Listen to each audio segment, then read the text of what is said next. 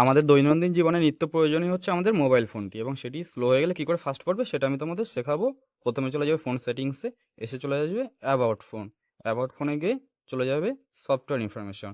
এখানে বিল্ড নাম্বারে 7 বার ক্লিক করতে হবে। ক্লিক করলে ডেভেলপার অপশনটা খুলবে, এবং ডেভেলপার অপশনটা না খুললে আমি কিছুই করতে পারবো না। বিল্ড নাম্বার 7 বার ক্লিক করলাম, আমাদের ডেভেলপ অপশন আনলক হয়ে গেল। এবার চলে আসবো ব্যাকে।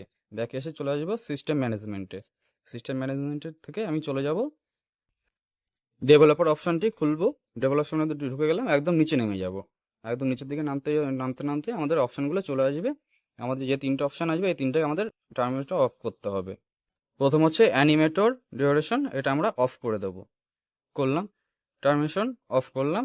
এবার উইন্ডো অ্যানিমেশন, আমরা এটা 10x করে দেখাচ্ছি কতটা স্লো হয়ে যায়। এই 10x করলাম, দেখলে কতটা স্লো হয়ে গেল। এটা অফ করে দেবো, অফ করলে আবার ফাস্ট হয়ে যাবে।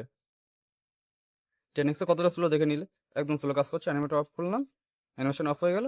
এবার আমাদের ফোন ফাস্ট হয়ে গেল, সুপার ফাস্ট।